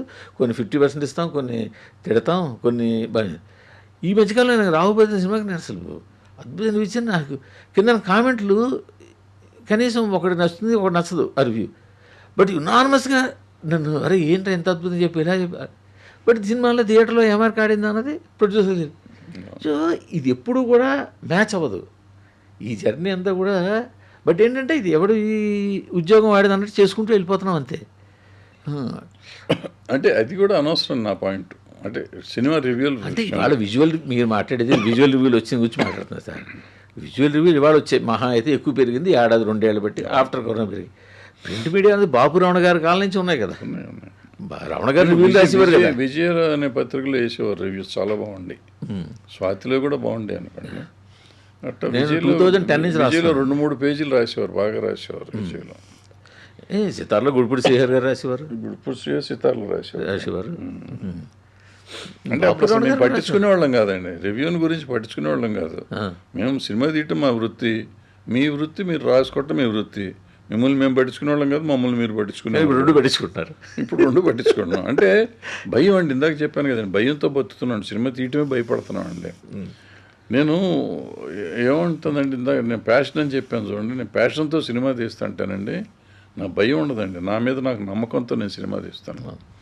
నన్ను నేను నమ్ముకొని నా నమ్మకం మీద నేను సినిమా తీస్తున్నప్పుడు మూర్తి రాస్తే ఏంటి, పుల్లయ్య రాస్తే నాకేంటి, మీరు బాగాలేదని రాస్తారు, నా సినిమా బాగుంటే నా సినిమా సమాధానం చెప్తుంది అనే ధైర్యం నాకు ఉంటుంది. నేను డౌట్లో సినిమా తీస్తూ ఉంటాను చూడండి, డౌట్లో సినిమా తీసినప్పుడు మూర్తి రాసేస్తాడేమో, మూర్తి రాస్తే జనం చూడరు, మూర్తిని మనం డబ్బులు ఇచ్చి కొనేద్దామా, ఈ ఆలోచనలో ఉంటానండి. ఈ ఆలోచన సినిమా మీద కాన్సన్ట్రేషన్ పోతుంది. నాకు ఎక్కడ సినిమా మీద కాన్సన్ట్రేషన్ ఎక్కడ తగ్గుతుందండి? ముందు మీడియాని కంట్రోల్ చేయాలి, ఓటీటీ వాడిని కంట్రోల్ చేయాలి, ఇంకో పొలని చేయాలి, ఇంతమందిని కంట్రోల్ చేయాలంటే సినిమా మీద ఎప్పుడు మనసు పెట్టను నేను. సో చెప్పాలంటే ఇవాళ మీడియా కన్నా ఇండిపెండెంట్ మీడియా పెరిగింది సార్. మీరు ప్రొడ్యూసర్లు అంతా ఏమనుకుంటున్నారంటే టోటల్ అంతా కలిపి మీడియా అనుకుంటున్నారు. యూట్యూబ్లో వచ్చిన ఇండిపెండెంట్ మీడియా అయినా లేకపోతే ఎవరైనా మీరు ఛానల్ పెట్టుకున్నారు, ఇలా ఇదంతా కూడా ఒక టోటల్గా కలిపి మీడియానే ఒక వ్యాస్ట్ వర్డ్ వాడేస్తున్నారు. అంచేత మీరు పట్టించుకునే అవగాహన రాను పోతుంది. ఇంకా ఇప్పుడు ఐ డ్రీమ్ ఉంది, సో దానికి ఒక ఆఫీసు అడ్రస్ ఉంది, అక్కడ వీడు పని చేస్తున్నాడు, లేదు 800 ఉంది, లేకపోతే 360 ఉంది, వీడికి ఒక ఆఫీస్ ఉన్నాయి, వీళ్ళకి అడ్రస్ ఉంది, వీళ్ళ దగ్గర పని చేస్తున్నాడంటే అకౌంటబిలిటీకి అంతవరకు ఉంటుంది. బట్ మిగతా దానికి అంత ఈజీ కాదు కదా. అది కాదు. అంటే తర్వాత నేను చెప్పేది ఏంటంటే, అట్లీస్ట్ ఐ డ్రీమ్ వర్క్ అన్నా భవిష్యత్తులో ఈ రివ్యూలు గొడవ కానీ కాంట్రవర్సీలు గొడవ కానీ వెళ్ళకుండా ఉంటే సంతోషం. వీలైనంతవరకు మీరు చెప్పినట్టే. అంటే కొన్నిసార్లు మన చేతులు కూడా ఉండదు సార్. చాలామందికి తెలియంది ఏంటంటే, ఇప్పుడు మీరు ఉన్నారు కదా సార్, చాలామందికి తెలియంది ఏంటంటే, ఓ సినిమా డైరెక్టర్ ఉంటాడు సార్, సినిమా మంచిగానే డైరెక్టరే చెడుగానే డైరెక్టరే. సో కో డైరెక్టర్ ఉన్నారా, అసిస్టెంట్ డైరెక్టర్ ఉన్నారా, అసోసియేట్లు ఉన్నారా, ఎవడు ఈ పర్టికులర్ ఐడియా ఎవరు ఇచ్చారు, ఇది బ్యాడ్ ఐడియా గుడ్ ఐడియా, ఇవన్నీ తెలియదు కదా. సో రాయి ఎక్కడికైనా పువ్వైనా డైరెక్ట్గా పడుతుంది. సో అలాగనే ఇప్పుడు ఏంటంటే యాక్చువల్గా ఏ మీడియా సంస్థ కూడా ఒకరితో రన్ అవ్వదు. ఇప్పుడు రోజుకి ఒక మీడియాలో ఒక వెబ్సైట్ ఉందంటే ఒక 25 ఐటెంలు పబ్లిష్ చేయాలి. ఏ రిపోర్టర్ వాడి జీవితాలు 25 ఐటెంలు రాసి ఎంత కెపాసిటీ ఉన్న ఒకడు ఇంపాసిబుల్. మహా అయితే 5, 6, 7 మించి రాయలేడు. సో వాడు కనీసం 3-4 అపాయింట్ చేసుకోవాలి. మళ్ళీ వాడు ఒకవేళ సెలవు పెడతాయని చెప్పి ఇంకో స్టాండ్ పైన అపాయింట్ చేసుకోవాలి. అలాగనే ఇంగ్లీష్గా అపాయింట్ చేసుకోవాలి. ఇంతమంది ఉంటారు, బట్ ఎవడో ఒకడే ఫేస్ ఉంటాడు. నా ఒక్కొక్క సైడ్కి ఒకటి ఉంటాడు, ఫేస్కే పడుతుంది. ఒక్కొక్క సైడ్కి ఒకటి ఉంటాడు ఫేస్, ఒక్కొక్క ఛానల్కి ఒకటి ఉంటాడు ఫేస్. టీవీ నేను అనగానే రజనీకాంత్ గారు వస్తారు, టీవీ అంటే మూర్తి గారు కనిపిస్తారు, ఇంకో ఛానల్ కనిపిస్తారు. అలాగే వెబ్సైట్ ఒకళ్ళు ఉంటారు, వెనకాలకి చాలా మంది పనిచేస్తుంటారు. ఎక్కడో ఒక దగ్గర ఎక్కడో తప్పు జరగచ్చు, బట్ ఎవడో తింటాడు అంటే రాయి దెబ్బ ఆ పరిస్థితి ఒక్కోసారి ఉంటుంది వస్తుంది. అది నేనైతే గతంలో నా వేరే సైట్లో పనిచేసినట్టు నేను 3 సార్లు అలా రాళ్ళు దెబ్బలు తిన్నా. అంటే మన తప్పులు కానీ దానికి ఇక్కడికి వస్తూనే ఇంకా వచ్చి ఇంకా నెల రోజులు కాకుండా మన దానికి రాయి దెబ్బ తిన్నా. అది అంటానంటారు సార్. ఇప్పుడు నా జీవితంలో నాకు తెలిసి నేను ఎప్పుడు నేను రివ్యూ చెప్పాను అనుకోండి, రివ్యూకి రాయి దెబ్బ తిన్నాను అనుకోండి, నాదే బాధ్యత. ఎందుకు నేను రివ్యూ చెప్పాను, రాయేశారు, తినాలి తప్పదు. నీకు చెప్పే హక్కు ఉన్నప్పుడు రాయేసాడు ఉంటుంది. బట్ మనం చెయ్యిన దాన్ని రాయి దెబ్బ తిన్నాం అనుకోండి, అప్పుడు బాధేస్తుంది. ఎందుకో సార్ నాకు మీతో ఒకటే సార్, ఇలా ఇంత ఎక్స్పీరియన్స్ ఉన్నవాళ్ళు సబ్జెక్టు అంటే ఇప్పుడు మీరు అన్నట్టు ఇప్పుడు వదిలేయండి, అసలు ఇంతకుముందు సబ్జెక్టులు మీకు బోల్డ్ ప్రొడక్షన్ హౌస్లు కూడా తెలుసు. ఇప్పుడు మీకు తెలిసినంత ఇప్పుడు నేను ఏమనుకుంటున్నాను, శ్యాంప్రసాద్ రెడ్డి గారు ఎందుకు ఒక్క సినిమాతో ఆయన దరిద్రంగా ఉందిరా ఈ ప్రొడక్షన్, ఇప్పుడు ఈ రోజులు మారిపోయాయని మూలన కూర్చున్నాడు, ఆయన సినిమాలు చేయడం అనేసి డబ్బులు ఉన్నా అవకాశం ఉన్నా అనుకున్నాను. మీరేమన్నారు, లేదా ఆయన రోజు 18 గంటల కంటెంట్ దానికి ఇస్తున్నాడు, ఆయనకి అసలు టైమే లేదు. సో మీకు తెలుసు ఇట్లా చాలా ప్రొడక్షన్ హౌస్లు ఉన్నాయి, వాటి మంచి చెడ్డ సంగతులు తెలుసు. సో ఏమైనా అవకాశం వచ్చినప్పుడల్లా మీతో తప్పకుండా మాట్లాడతాను sir. Thank you, sir. Thank you. And for more videos, please subscribe to iDream channel. Subscribe to iDream Media. Please subscribe to iDream. Please subscribe to iDream. Please subscribe iDream. And please subscribe to iDream. For more videos, subscribe to iDream. please like, share, and subscribe to the channel. Congratulations, iDream. Subscribe to iDream. Subscribe to iDream. So subscribe to iDream Media. iDream ki iDream team andarki huge congratulations. Please subscribe iDream Media. Please subscribe to iDream. Subscribe iDream. Please subscribe to iDream. iDream అంటే నా కళల channel subscribe చేసుకున్న నోరు తిరుగుతలేదు, మీరైతే గంట గుర్తు కొట్టండి. For more such videos, please subscribe to iDream. Subscribe to iDream. Please subscribe to iDream. Please subscribe iDream Media. Please do subscribe to iDream. Please subscribe to iDream Media. For best entertainment and information, please subscribe iDream. And don't forget to subscribe to iDream.